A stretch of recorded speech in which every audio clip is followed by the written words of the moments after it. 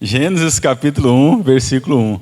Os irmãos aqui, mais antigos aqui, já me viram com certeza dar esse estudo, mas assim, nunca é a mesma coisa, né? Sempre que eu revisito, eu faço o processo de novo ali, de preparar o estudo de novo, então sempre tem alguma coisa diferente, né? Nós vamos ver nesse texto aqui um pouco sobre Gênesis capítulo 1, versículo 1, né? Às vezes para quem não pegou aí. Nós vamos ver um pouco sobre a atividade da Trindade aqui na criação e como que isso já é, digamos assim, o conceito do Evangelho, né? Que vai vir lá no Novo Testamento, como que nós já temos aqui todos os indícios desse conceito do Evangelho, né? Lá no sermão profético de Jesus, né? Quando ele fala lá dos princípios das dores, lá no Evangelho de Mateus, por exemplo, né? Logo após ele falar que os discípulos olham para o templo, né? Fala, olha que templo bonito e tal, né? Jesus diz, isso aqui não vai ficar pedra sobre pedra, né? E depois os discípulos perguntam quando isso vai acontecer e quando virá o fim dos tempos, né? São duas perguntas ali, e ele então faz um sermão que, de certa forma, responde um pouco as duas perguntas. Fala sobre a respeito de quando iria ser destruído o templo e também de quando viria o fim dos tempos lá, né? E quando ele fala dos fins dos tempos, ele fala, vai chegar um tempo, vão dizer, o Cristo voltou ali, voltou acolá, não sei o que e tal, e está acontecendo guerras, rumores de guerras, não sei o que, tal. Ele fala, não, isso é só o princípio, né? E é tanto o princípio como o fim, né? Assim, o tempo todo, todos os séculos, né? Essas coisas se repetem, né? Eu lembro que o pessoal ficou todo alvoroçado nessa época da pandemia e tal, né? Mas assim, basicamente, em termos de história da humanidade, a gente tem uma epidemia dessa todo século, né? Então, todo século, inclusive essa nem foi a maior, né? A tal da peste negra lá na Idade Média diz que eliminou cerca de uns 2/3 da população do mundo, né? Que vivia naquela época. Aí Jesus fala um pouco sobre isso, ele fala, mas nada disso é de fato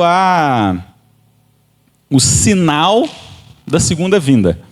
Ele fala, mas quando todo o evangelho do reino for pregado, aí, né, virá, e aí Jesus virá na sua segunda vez. Então o sinal da segunda vinda é quando todo o evangelho for pregado, mas não é qualquer evangelho, né? Essa é a grande questão, né? Os missiólogos falam, né, que de certa forma o evangelho já foi pregado em todo o mundo, em todo o planeta, né? Mas assim, geração após geração, ele tem que ser repregado de novo, né? Então por isso que o pessoal está fazendo missão na Europa, por exemplo, que foi o cristianismo veio da Europa para cá, né? E agora estão lá evangelizando a Europa novamente. Mas o sinal é quando for pregado todo o evangelho do reino, então virá o fim, né? E é interessante a gente pensar que já nesse texto aqui, Gênesis capítulo 1, a gente já tem digamos assim, os princípios desse evangelho, qual que seria esse evangelho. Então vamos ao texto aqui, vou fazer uma análise bem pormenorizada aqui do texto e depois a gente vai fazendo, né, as leituras correlatas aqui, vamos ter muitos versículos aqui para acompanhar hoje. Então o texto começa assim, no princípio criou Deus os céus e a terra. Então vou começar dessa primeira palavrinha aí que aparece, né? Aqui no nosso português é o no. Então vamos fazer uma análise desse no aí, né? No hebraico, as duas palavras aqui é uma só, né? No princípio, né? Que lá no hebraico é bereshit, porque esse no se junta aqui a primeira palavra. Então é uma palavra só, no princípio. Mas esse no não faz diferença aqui, fazer análise no hebraico ou no português, a ideia é a mesma. Esse no, né? Mesmo no português, é a junção lá da preposição em com o artigo, né? Com o artigo definido o, aí que vira no. Então é em mais o, vira no. Esse em, né? Ele é uma preposição de lugar, de espaço, né? Então imagina, não sei se alguém já passou por isso, mas era até uma história antiga assim da professora de português ali, né? Quando o aluno quer ir ao banheiro ali na sala, ele fala, professora, eu quero ir no banheiro. E a professora corrigia, não sei se já viram essa história, né? Não é no banheiro, é ao banheiro. Isso é uma perspectiva da gramática, né? Assim, a minha formação em linguística, a gente não pensa bem assim, não. De certa forma, todas as duas maneiras faz sentido, né? Isso que é o mais importante, fazer sentido. Porque ao ir ao banheiro, é a ideia de movimento. Quer dizer que você vai sair daqui e vai até lá no banheiro. Agora, no banheiro, quando você chega lá no banheiro, você está no banheiro. Você entrou dentro do banheiro. É o espaço onde você está, né? Então, eu vou no banheiro nesse sentido. É que eu vou ocupar aquele espaço. Então, essa é a preposição de espaço, né? Então, aqui, quando o texto fala no princípio, o princípio traz a ideia de tempo. Então, num determinado momento, num determinado tempo, Deus criou o universo, como está vendo aqui. Mas tem outra ideia aqui que eu acho super interessante, que é essa ideia de espaço, de lugar. Então, esse momento inicial da criação não é apenas o tempo que foi criado, mas é o lugar, é o espaço, é onde foi criado esse universo, onde ocorreu essa ação, né? Porque aqui depois vem o verbo, né? Que é a ação, né? Criou Deus, né? Ou seja, Deus criou os céus e a terra, Deus criou o universo, todo o universo, mas Ele criou em um lugar, em um espaço. Então, no princípio, criou Deus os céus e a terra. Então, Deus, num determinado momento, que a gente não tem esse momento, né? A gente sabemos que é um momento antes da própria ideia de tempo que nós temos, né? Porque, então, não é algo que a gente perceba, digamos assim, porque a nossa noção de tempo começa aqui no versículo 3, né? Ó, disse Deus, haja luz e houve luz. E aí depois, continuando, né, fala, a dia, a noite, né, fez-se primeiro dia. Então, a nossa noção de tempo vem da ideia de um dia. Então, tá claro, tá escuro, depois tá claro de novo. Então, passou um dia. Essa é a nossa noção de tempo. É claro que depois a gente inventa toda uma tecnologia, cria relógio, cria calendário, mas o tempo natural é um dia após outro dia. Então, aqui, esse princípio aqui nem tem a ideia de tempo como a gente entende, porque não havia isso ainda. Então, é antes do próprio tempo como nós conhecemos. Só que antes desse próprio tempo como nós conhecemos, havia um lugar a partir do qual se foi criado todo o universo. Então, no princípio, é o lugar em que Deus criou os céus e a terra. E aí, vamos abrir rapidamente. E alguém abre para mim, lê, né, para a gente pegar essa referência lá. Evangelho de João, capítulo 1, versículo 1. No princípio era o verbo estava com Deus, e o verbo era Deus. Isso, então, João, capítulo 1, versículo 1, nós temos a mesma expressão, no princípio, né? Então, é essa mesma ideia, o no aí também, a ideia do lugar, né, onde foi criado todas as coisas. Então, João remete a esse primeiro momento, esse lugar onde foi criado todas as coisas. Só que aí ele explica, né?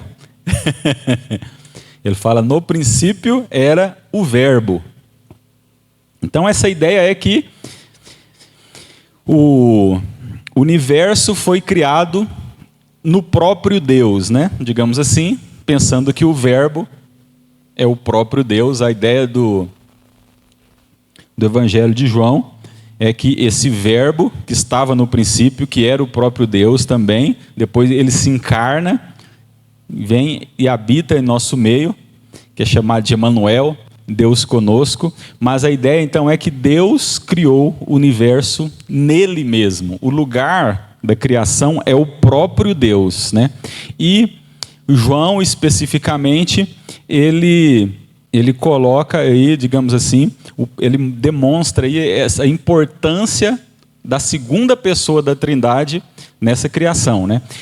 O universo também é criado em Cristo, né? Na pessoa de Cristo, na continuação aí do Evangelho de João, não é? Aí fala no versículo 3 aí, no finalzinho, né? Como está aí o versículo 3, Evangelho de João, capítulo 1, versículo 3. Isso, sem ele, né, nada do que foi feito se fez. Ou seja, não era possível criar o universo sem ser também na pessoa de Cristo. Eu sei que está parecendo um pouco complicado, mas agora vou tentar deixar essas coisas mais claras, né? Mas então o universo criado na pessoa de Cristo também. Sem ele, nada do que foi feito poderia ter sido feito, né? Agora eu vou pegar emprestada aqui uma ilustração do pastor Erovaldo Ramos, né, para falar um pouco sobre isso. Vamos lá em Atos capítulo 17. Agora alguém abre lá em Atos capítulo 17, versículo 24. Do 24 e 25. O Deus que fez o mundo e tudo que nele existe, sendo ele Senhor dos céus e da terra, não habita em santuário feito por mãos humanas, nem é servido por mãos humanas como se precisasse de alguma coisa, pois ele mesmo é quem a todos dá a vida, a inspiração e tudo mais.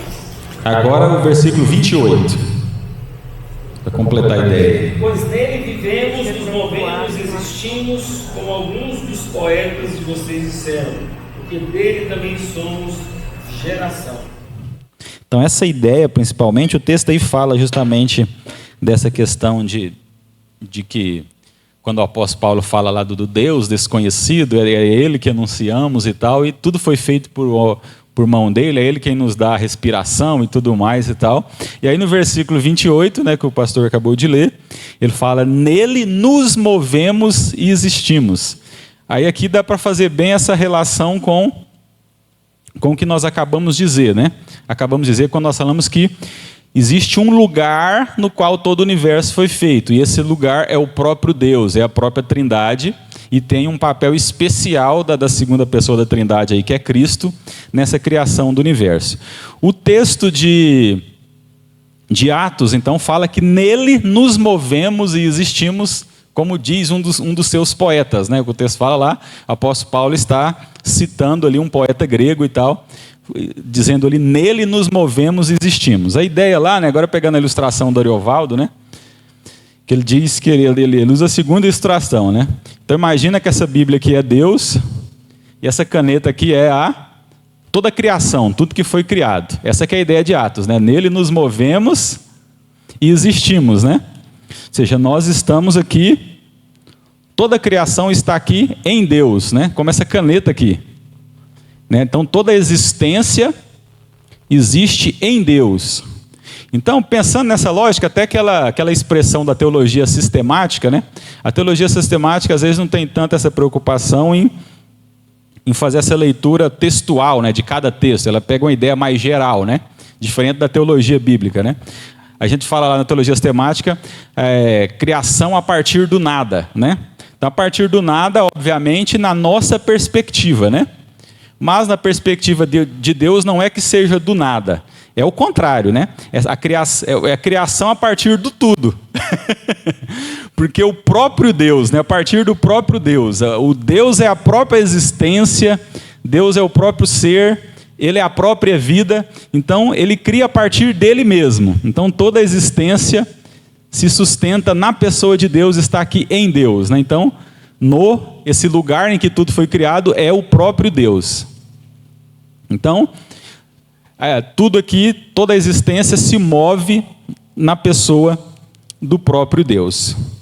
Essa que é a ideia de Atos. Então, nele nos movemos e existimos, né? Mais uma questãozinha aqui. Vamos lá, então, Romanos capítulo 3, para fechar essa ideia. Agora, para especificar aqui essa atividade de Cristo como um Criador também. Como que funciona, né? Então, Romanos capítulo 3, versículo 12.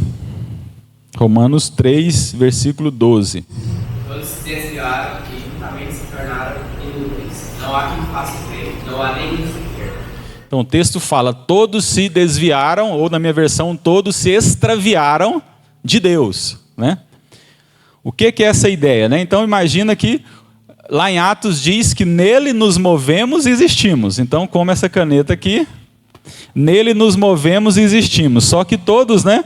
Todos nos extraviamos de Deus, né? Então, saímos de Deus, né?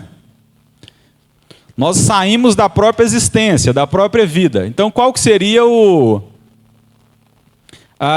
aqui, porque eu amarrei a caneta para ela não cair, né? Mas assim, aqui é Deus e nós aqui, toda a criação em cima de Deus, dele saímos, ou seja, caímos para o nada, né? Caímos para a não existência. Então, eu gosto de usar a ilustração da bolha de sabão, né? Aquela bolha de sabão bonita, está ali aquela toda bonita e tal, de repente, não existe mais nada.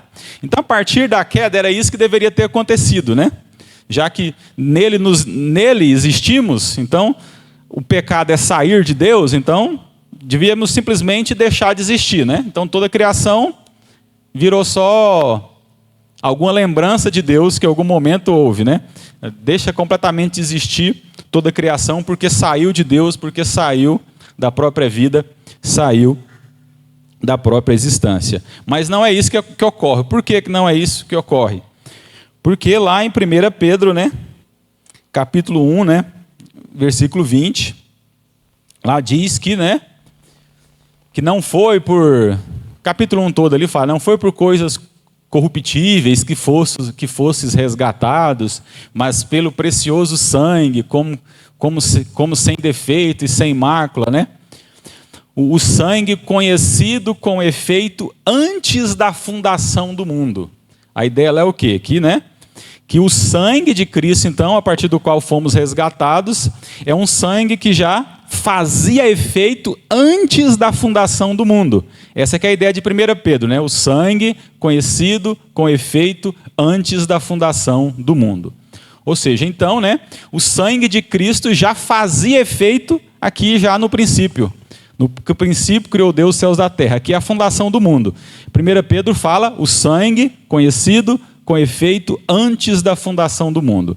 Então, antes do próprio Deus criar o universo, o sangue de Cristo já fazia efeito. Ou seja, o plano salvífico de Deus na pessoa de Cristo já fazia efeito aqui antes da fundação do mundo. Aí aqui, então, dá para me usar a caneta amarrada aqui na ilustração. Então, né? Ou seja, nele nos movemos e existimos, a vida é o próprio Deus, só que uma vez que pecamos, todos extraviaram, né? Todos saíram de Deus, então nós deveríamos não existir mais, toda a criação deixar de existir, porque saímos da existência, saímos da vida, mas, né, nós não caímos no nada. Por que não caímos no nada? Porque estamos aqui amarrados aqui na vida por causa do sangue conhecido com efeito antes da fundação do mundo. O sangue de Cristo que já fazia efeito antes da fundação do mundo, né? Essa que é a tese lá do pastor Ariovaldo, né? Se alguém quiser procurar isso lá no YouTube, tem uma série de estudos dele, uns 3 estudos, 1h30 cada um, que tem esse título, né? O perdão que sustenta o universo. Então, desde o início, o perdão já foi concedido, né? Através do sangue de Cristo. Por isso que todo o universo ainda se sustentou na vida, apesar de, como diz o pastor, o salário do pecado é a morte, né? Isso ele citou a própria Bíblia, as Escrituras, né? Isso é verdade, obviamente, né? Mas o universo não deixou de existir, não morreu completamente naquele momento da queda, porque o sangue de Cristo já nos sustentava. Então, é o perdão que sustenta o universo. E o que então, quando eu falei para vocês que aqui já nesse princípio aqui, nessa ideia de que no princípio era um lugar onde todo o universo foi criado, e esse lugar é o próprio Deus, né? E que nós somos sustentados em Deus, somos sustentados na vida pelo sangue de Cristo já desde o início, como diz lá em 1 Pedro capítulo 1, como que isso de alguma maneira já nos traz algum princípio do que é o Evangelho, né? Então a questão é que se é o perdão que sustenta o universo, então um dos princípios fundamentais do Evangelho, e quando anunciamos o Evangelho é esse, né? Que o Evangelho é perdão. Então, desde antes do pecado, antes de sequer pecarmos, antes da queda, o perdão já havia sido preparado, como diz lá em 1 Pedro capítulo 1. Né? Então, o perdão é anterior ao próprio pecado. Já imaginou isso? Já parou para pensar isso? Que nessa cronologia bíblica, como diz lá em 1 Pedro capítulo 1, né, como eu falei, que o perdão é anterior ao pecado, que o perdão já estava preparado antes do próprio pecado. Isso é graça total, né? Digamos assim. Então, o perdão já havia sido preparado antes do próprio pecado. Então, o primeiro ponto aqui do Evangelho é esse, que o Evangelho é o anúncio do perdão, né? O Evangelho é o anúncio do perdão. É o anúncio dessa questão de que o perdão está pronto para nós em Deus.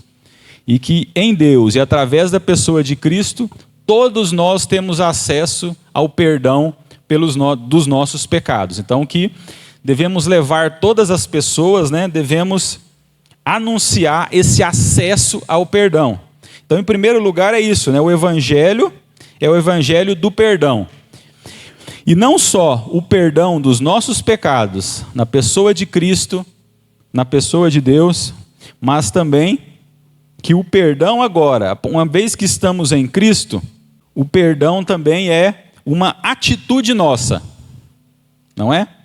Que devemos ter uns para com os outros. O perdão é uma atitude nossa. O Gênesis começa com essa lógica, então aqui, estamos aqui em Gênesis capítulo 1, versículo 1, mas ele termina com essa mesma lógica lá, com o exemplo de José, né? José termina, fecha ali o livro de Gênesis, né? Perdoando os seus irmãos. Então, Gênesis fecha esse ciclo aí, né? Lá no final, lá com José perdoando todos os seus irmãos. E essa é a lógica do Evangelho, que nós temos acesso ao perdão em Deus, na pessoa de Cristo, e que nós devemos perdoar uns aos outros. É por isso que a oração que Deus nos ensinou também tem essa base. Quando os discípulos perguntaram para Jesus como devemos orar, Jesus ensinou para eles, né? Pai nosso que estais nos céus, santificado seja o teu nome, venha o teu reino, né? O pão nosso de cada dia nos dai hoje, né? E perdoa as nossas dívidas, assim como nós perdoamos aos nossos devedores. Essa lógica do perdão ali, não é? Que assim como nós somos perdoados, nós também devemos perdoar. Porque o perdão é essa lei que sustenta o universo. Então pensa no perdão aí como a lei da física, né? A lei lá da gravidade, tipo a lei da gravidade, que é uma lei que sustenta, pelo menos, uma parte do universo. Claro que tem algumas partes mais obscuras do universo aí que não tem a gravidade, né? Se fôssemos uma física mais avançada aí. Mas no universo que vivemos, nós temos essa lei máxima aí, que é a lei da gravidade, né? Einstein vai dizer que a força maior do nosso universo seria a velocidade da luz, né? Que a velocidade da luz consegue atravessar a gravidade, rachar a gravidade, digamos assim, nem a gravidade consegue segurar a velocidade da luz. Então pensa nessas leis da física, né? A gravidade, a velocidade da luz e tal. A partir do princípio bíblico aqui, a principal força do universo aí é o perdão, né? É o perdão que mantém a própria existência, né? Sem o perdão em Cristo, o universo não existiria, né? Não teria como permanecer, né? Então, o perdão, essa lei geral do universo. Então, diante disso, né, o Evangelho é o Evangelho do perdão. Então, em Deus temos acesso ao perdão e, igualmente, devemos perdoar uns aos outros, né? Esse é o primeiro princípio aqui do Evangelho. O segundo princípio aqui, né, continuando aí no Gênesis 1, versículo 1, aí fala, criou Deus os céus e a terra, né? Esse verbo criar aí no hebraico, bará, né? Ele só aparece para a pessoa de Deus, né? Só Deus é o sujeito desse verbo aí. Então, quando aparece outras pessoas criando alguma coisa, é outro verbo. Então, é um verbo utilizado aqui só para essa criação de Deus. E o nome Deus, né, que está aqui, eu até usei aqui no domingo passado, cadê? Esse aqui, né? Elohim, é o nome que está no plural, né? Interessante isso, né? Alguns vão dizer, isso é o plural majestático de Deus, não sei o quê, para demonstrar a grandeza de Deus, né? Mas em qualquer outro contexto da Bíblia aqui, inclusive aqui nesse, né, que está aqui, ele aparece com essa tradução de deuses, né? É no plural, porque o nome de Deus aqui, Elohim, é no plural, né? Então essa a tradução mais correta, digamos assim, é deuses no plural. E aqui nós obviamente, já entendemos melhor isso, né? Porque toda a nossa história cristã, né?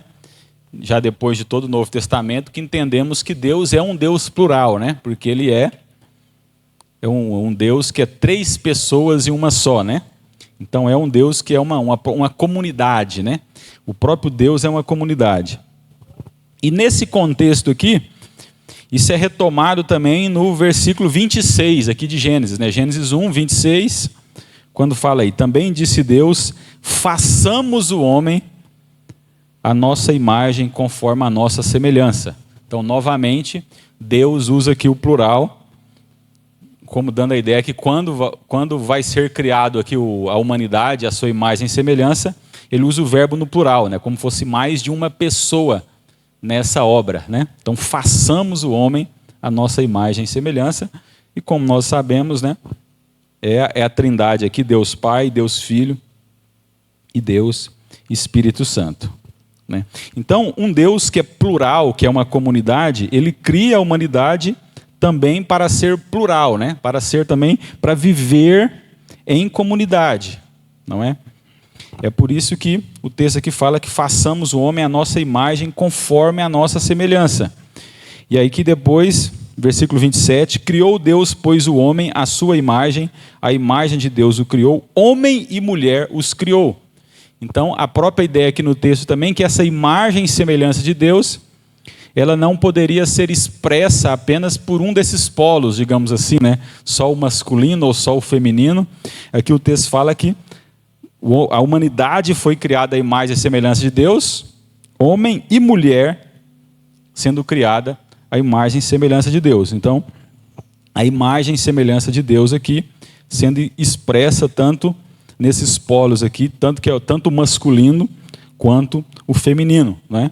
Então, um Deus plural, criando uma humanidade também que é plural, uma humanidade que é também diversa, que tem uma certa diversidade aqui, né? Como que isso funciona aqui, né? Qual que é a ideia central aqui? Vamos aqui, continuando no contexto de Gênesis aqui, Gênesis capítulo 2, né? Gênesis capítulo 2, ali na formação do homem e da mulher, a partir do versículo 4 ali, agora mais na frente, na formação da mulher, versículo 18, né, diz ali, Gênesis capítulo 2, versículo 18. Disse mais o Senhor Deus, não é bom que o homem esteja só, far-lhe-ei uma auxiliadora que lhe seja idônea. Né? Então, o primeiro não é bom, né, já falei aqui isso algumas vezes, né? Então, Gênesis 1 é bom, dia 1 foi bom, dia 2 foi bom, dia 3 foi bom, sempre foi bom. Mas Deus fala aqui, né, não é bom que o homem esteja só. É o primeiro não é bom da criação. Não é bom que o homem esteja só. Não é bom que o homem viva isolado. Ele tem que viver em comunidade, assim como o próprio Deus é uma comunidade, que é a trindade, 3 pessoas em uma só. E aqui o texto fala, né, então, far-lhe-ei uma auxiliadora que lhe seja idônea, né? Ou seja, uma auxiliadora que lhe seja igual. Essa que é a ideia. É uma igualdade entre os dois aqui. E o texto continua, né? O texto fala que Deus vai criar, mas ele não cria aqui no primeiro momento. A partir do versículo 19 diz, havendo, pois, o Senhor Deus formado da terra todos os animais do campo e todas as aves dos céus, trouxe-os aos homens para ver como estes lhes chamaria. Então, antes de Deus criar, Deus chama os animais ali para que o homem pudesse dar, no caso aqui o macho, né? Porque homem aqui é os dois, né? Macho e fêmea, aqui o macho especificamente, chama para que ele pudesse dar nome aos animais. E ele vai dando nome aos animais.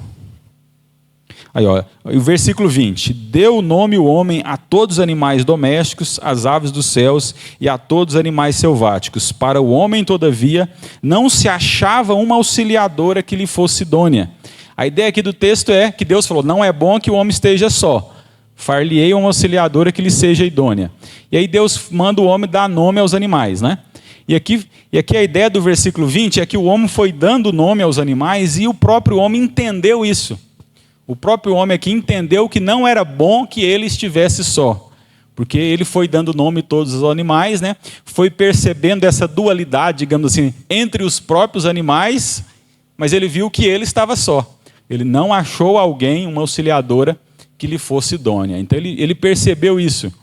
Essa ideia de conhecimento, né? O homem precisa conhecer as coisas, né? E ele precisou conhecer essa ideia que Deus já tinha, né? Que não era bom que o homem fosse só. O homem precisou entender isso, precisou conhecer isso. Essa ideia de dar nome é a ideia de conhecimento, né? Então você dava nome a alguma coisa a partir do momento que você conhecia melhor aquela coisa. Então é por isso que os nomes na Bíblia às vezes mudam, né? Então as pessoas mudam, quem essas pessoas são mudam. É por isso que o nome tem que mudar, né? Porque o nome tem que ter um conhecimento a respeito de como essa pessoa é. Então, quando nasceu Jacó lá, foi chamado de usurpador, né? O ladrão, digamos assim. Depois Deus muda o nome dele para Israel, né? Deus muda o nome de Abraão quando estabelece uma aliança com ele. Muda o nome de Sara também. Então a gente tem, né? Abel, por exemplo, o nome Abel significa sopro, né? Ou seja, aquele que foi rápido, né? Que ele foi o primeiro que foi morto, né? Então provavelmente o nome Abel é um nome pós a morte dele, que ele recebe esse nome porque morreu. Foi o primeiro a morrer, né? Então o nome tinha a ver com algum conhecimento a respeito daquela coisa ou daquela pessoa que era nomeada, né? E aí então o homem aqui vai dando nome a todas as coisas, né? Mas ele percebe, é por isso então, adquirindo esse conhecimento, ele percebe que ele estava só, que não era bom estar só. Aí depois Deus faz a mulher, e assim que Deus faz a mulher, ele dá nome à mulher, mas não só à mulher, ele dá nome a si mesmo. Isso é importante no texto, né? O texto diz aqui, ó. E a costela que o Senhor Deus, versículo 22, né, tomara ao homem, transformou-a numa mulher, e lá trouxe. E disse o homem, esta afinal, ou seja, finalmente, né? Então ele viu todos os animais e não encontrou nenhuma idônea, mas esta afinal é osso dos meus ossos e carne da minha carne, chamar-se-á varoa, porquanto do varão foi tomado. Naquele momento, quando ele vê um ser que é igual a ele, então ele consegue dar nome a ela e dar nome a si mesmo. Então, agora que ele tem um entendimento, um conhecimento, para que ele possa, então, ter o nome para si mesmo. Até então, antes de conhecer a mulher, ele nem sequer entendia quem ele era, né? Direito. Porque a humanidade é macho e fêmea, criada em imagem e semelhança de Deus, macho e fêmea. Então, até antes de conhecer a mulher, ele não entendia quem ele era, né? Por exemplo, lá no Gênesis capítulo 5, versículo 2 diz aí, ó, o homem e mulher os criou e os abençoou e lhes chamou pelo nome de Adão, no dia em que foram criados, né? Então o nome Adão, por exemplo, é o nome que Deus deu a eles, era o nome do par, era o nome do casal, macho e fêmea, né? Ó. Homem e mulher os criou e lhes chamou pelo nome de Adão, né? Então esse Adão, esse nome Adão, era o entendimento do próprio Deus, é um conhecimento que o próprio Deus tinha a respeito deles, mas era já do par, era o nome do par. A gente pode traduzir Adão melhor como humanidade, né? Então, mas aí pelo conhecer quem que ele era, na especificidade dele, na personalidade dele, no indivíduo específico que ele era, ele precisou conhecer a mulher primeiro. E aí então ele dá nome para si, né? Varão, e para a mulher varoa, no hebraico é ish e ishá, que é só uma vogalzinha a mais também, só para marcar essa diferença da sexualidade, né? Então os dois eram iguais em todas as dimensões, com essa diferença que era a diferença da sexualidade. Então, varão e varoa, ou lá no hebraico, ish e ishá, né? Então, ele conhece a si mesmo. Só que o que acontece com a queda? Né? A partir da queda, o homem perde esse conhecimento a respeito de si próprio, né? Porque a partir do capítulo 3, qual que é a consequência do pecado, né, que nós vemos? Então a primeira consequência aí, ó. Vamos começar aqui no capítulo 2, versículo 24. Ó. Por isso deixa o homem pai e mãe e se une à sua mulher, tornando-se os dois uma só carne. Ou seja, os dois eram uma só carne, comunhão total, né? De pensamentos, de identidade, eles se entendiam completamente, né? Versículo 25. Ora, um e outro, o homem e sua mulher, estavam nus e não se envergonhavam. Isso expresso, essa total comunhão, né, nessa questão aqui. Já a partir da queda, o que acontece, né? Então, capítulo 3, a partir do versículo 7, diz aí, ó. Abriram-se então os olhos de ambos e, percebendo que estavam nus, coseram folhas de figueira e fizeram cintas para si. Então, eles já perdem essa comunhão total, né? Porque eles já não conseguem mais se olhar um ao outro aqui, precisam se esconder um do outro, né? Eles precisam se esconder um do outro, né? Se proteger um do outro. Como é essa a ideia de sentir vergonha? A gente não sente vergonha do outro, a gente sente vergonha da gente mesmo. O sentimento de vergonha, você sente vergonha de si mesmo. Então você se sente inferior em algum ponto e por isso você quer se esconder para que o outro não veja essa falha em você. Essa que é a ideia da vergonha, né? Então, eles passam a ver um ao outro ali, não mais como um ser que completa um ao outro, não mais um ser que, a partir do qual, ao conhecer o outro, eu conheço mais a mim mesmo, mas ele passa a ver o outro como um perigo, como um inimigo, alguém que pode apontar as minhas falhas, pode apontar os meus erros, pode ver os meus defeitos. Por isso eu me escondo do outro. Então muda completamente a perspectiva.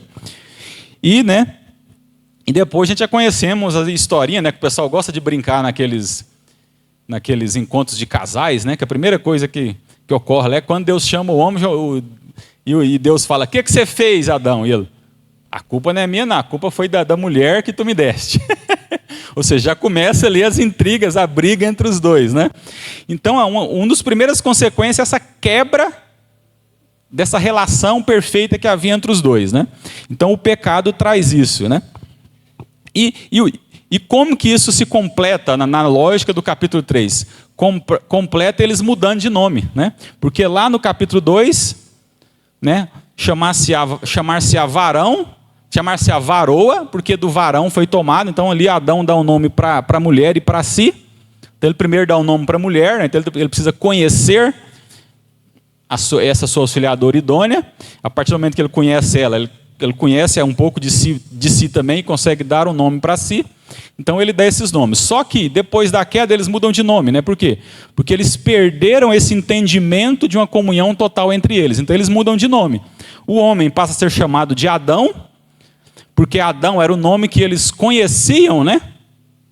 Porque Deus os chamava de Adão, é o que diz lá no capítulo 5, né? Capítulo 5, versículo 1 e 2. Então Deus os chamava de Adão. Então ele pega esse nome que Deus chamava para eles, por quê? Porque depois da queda Deus vem lá no jardim, né? Então Deus vem lá falando: Adão, Adão. Então esse é o nome que ele lembra.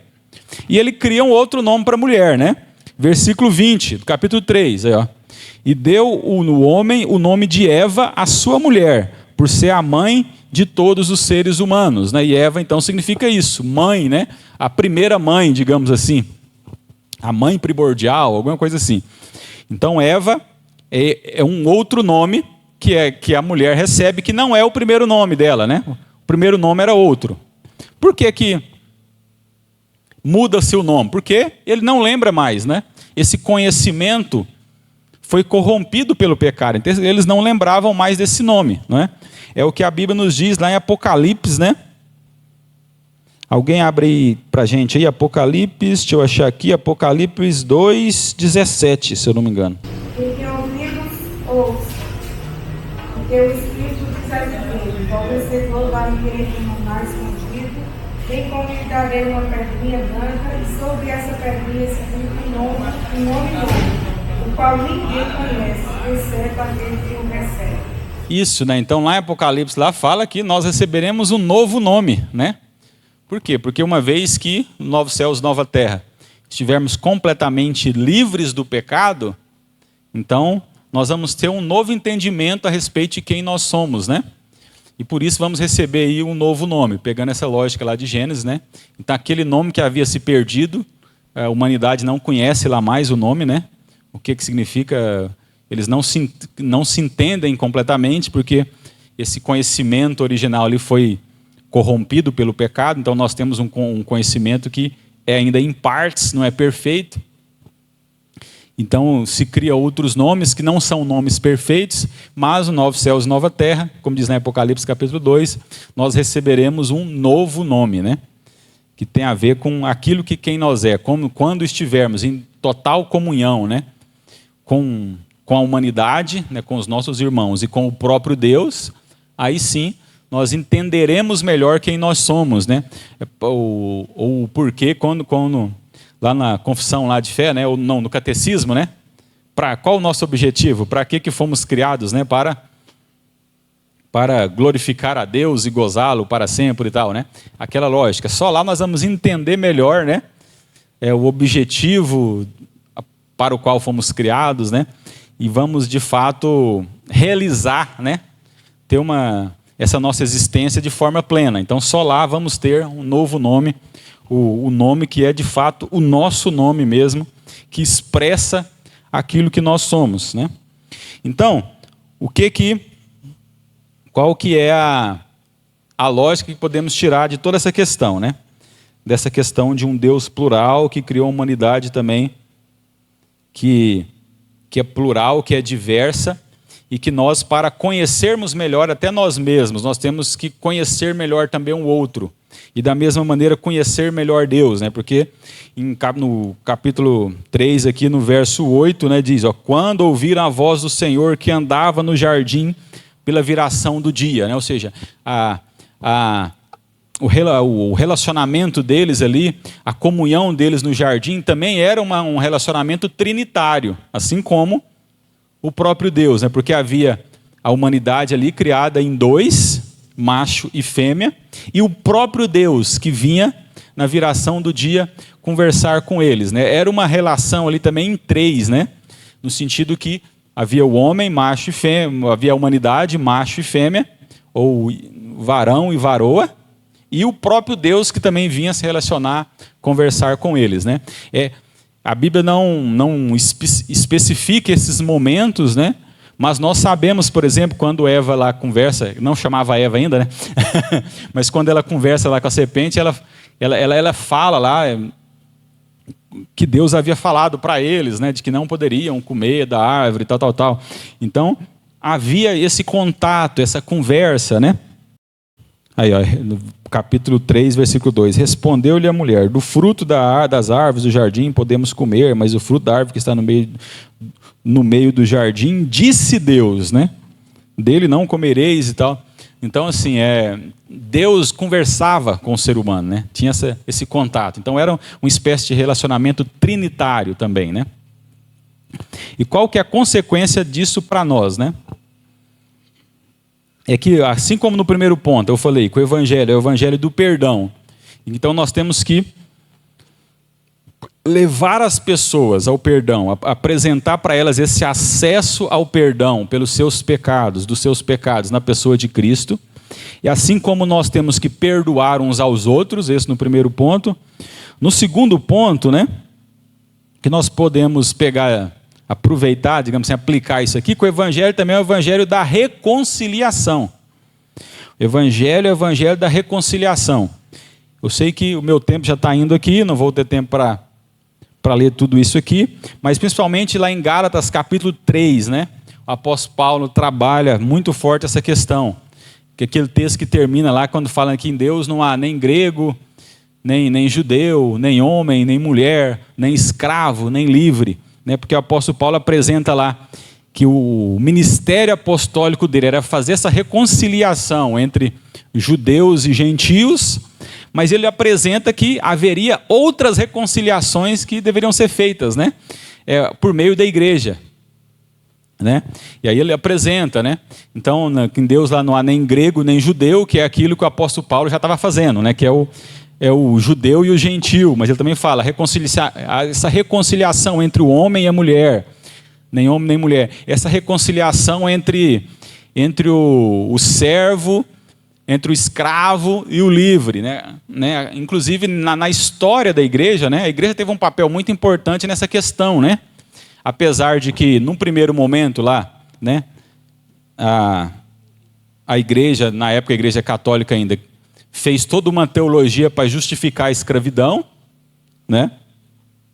Então, eu dou aula sobre isso lá na faculdade. Uma das disciplinas que eu dou aula lá é Educação das Relações Étnicas Raciais, né? Eu fiquei com essa disciplina. Então, eu trabalho essa questão da história aí, como da escravidão, como que foi. Então, tem um papel muito importante da igreja, no primeiro momento, justificando a escravidão, mas digamos assim, a teoria abolicionista, que vai culminar no término da escravidão, começa ali na Inglaterra, né, com um cara chamado William Wilberforce, né, que era um protestante ali da igreja anglicana, por exemplo. Então a igreja também teve esse papel, né, com o fim da escravidão, né, apesar de um primeiro momento, né, ela fez foi piorar a coisa, mas no segundo momento a igreja também, a igreja protestante especificamente, entende melhor as Sagradas Escrituras ali e trabalha em prol dessa reconciliação entre a humanidade, que não existe livre, não existe escravo, né? Isso, a partir da ideia do Novo Testamento, deveria ter ficado claro muito desde o início, né? Mas a igreja às vezes tem essas dificuldades, né? Para entender melhor as Escrituras, né? Porque no Antigo Testamento já existia a lei lá que falava para o judeu. Você até pode ter, o judeu podia ter escravo, aqueles que eram de outras nações, que vinham das guerras, né, dos conquistados, então eles poderiam ter escravos, mas dizia lá, né, na lei, nenhum judeu pode escravizar outro judeu, jamais um judeu pode escravizar outro judeu. E aí quando a gente vai para o Novo Testamento, não existe mais isso, né? Porque não existe essa coisa de judeu e não judeu, porque o que o apóstolo Paulo fala? Não é? Acabou, não existe essa mais de judeu e não judeu. Todo ser humano, né,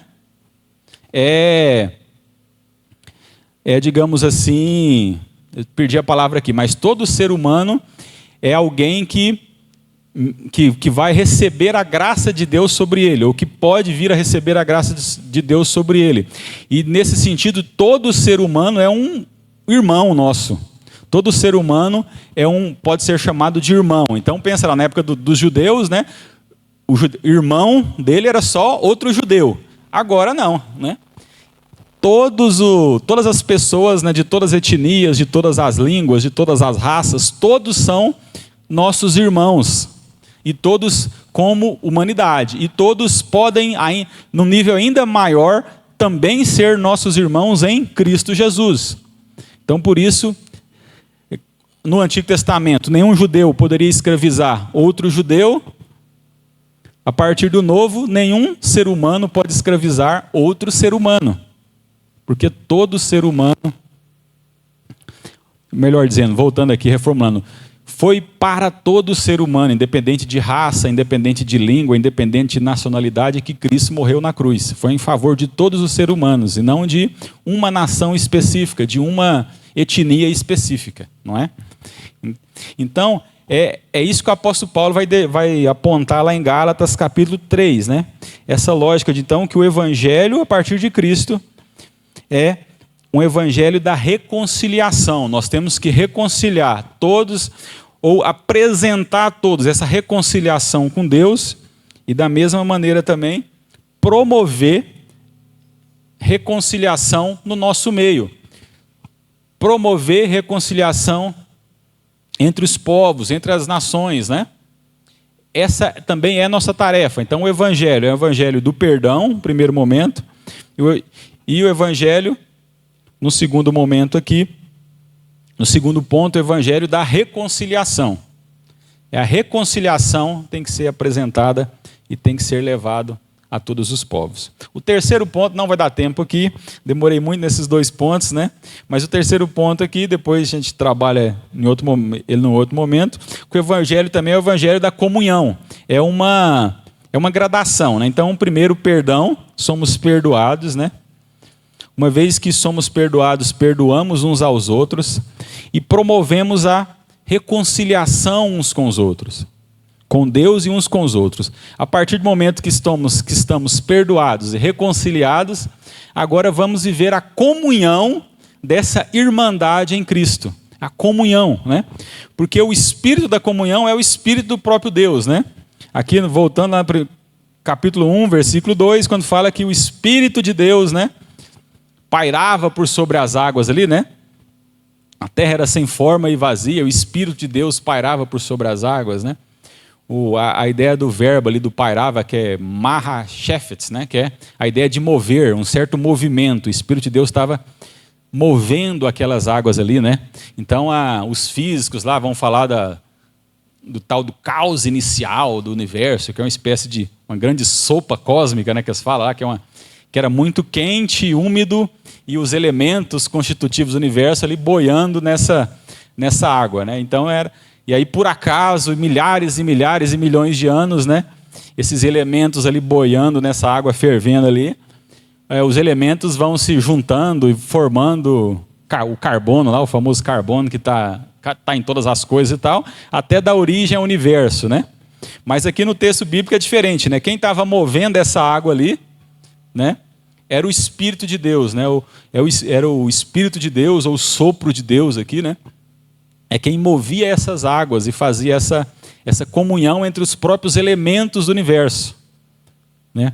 Assim como depois lá em Salmo 133, fala ali a simbologia do óleo ali, né? Que era uma simbologia da unção do Espírito Santo ali, que era derramado ali sobre os sacerdotes e tal. Ele fala também que ó, quão bom é viverem unidos os irmãos, né? Como o óleo que desce sobre a barba de Arão, né? Então ele fala dessa questão também do Espírito como sendo esse que promovia essa comunhão entre as 12 tribos de Israel, né? Porque o óleo descia ali sobre o peitoral ali do sacerdote, ali onde tinha as 12 pedras das 12 tribos de Israel, né? E depois lá no Novo Testamento, 1 Coríntios também fala lá, né? E o Espírito concedeu uns para apóstolos, outros para profeta, e por em diante, falando dos dons do Espírito ali, promovendo a comunhão na igreja, né? Então, o próprio Espírito Santo ali, que aparece aqui no Gênesis capítulo 1, é esse Espírito da comunhão, que promove a comunhão entre nós, né? Então, o terceiro ponto seria esse. Não vai dar aqui para me ler todas as referências. Mas essa ideia, né? Que uma vez perdoados, uma vez reconciliados, nós devemos viver essa comunhão uns com os outros. Porque essa comunhão, isso é interessante, né, também. Essa comunhão aqui é a preparação para nós vivermos o novo céus e nova terra.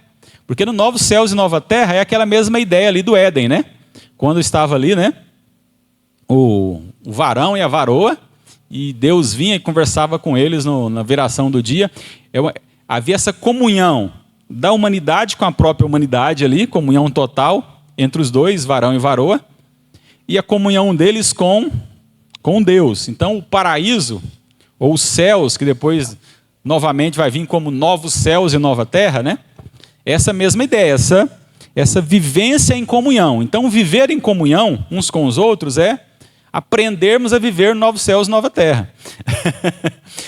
Então tem gente que tem dificuldade, né? Tem gente que fala, eu não sou muito de lidar com pessoas, não gosto muito de gente. Então, meus irmãos, eu sinto informar para vocês, na eternidade, vai ser toda uma eternidade convivendo com seus irmãos, em comunhão com seus irmãos, em comunhão com o próprio Deus, né? Então, viver em comunhão aqui é, digamos assim, já participar, né, mesmo que não sendo de forma plena, daquilo que vai ser a eternidade. A eternidade é uma eternidade em comunhão. Então eu dou a dica para vocês, comece a aprender agora, porque depois é uma eternidade toda pela frente para viver nessa comunhão. Então, fechando aqui, que meu tempo já foi mas fechando aqui, que evangelho que é esse, né? Que o Jesus diz lá no sermão profético, que quando todo o evangelho do reino for anunciado, Jesus virá. O evangelho é esse, é o evangelho do perdão, é o evangelho da reconciliação, é o evangelho da comunhão. Então que possamos, né, a cada dia procurar viver isso, anunciar isso e vivenciarmos isso e colocarmos isso em prática. Amém? Então que Deus nos abençoe, né? Nos ajude a praticar isso. Voltar a palavra aqui para o Christopher.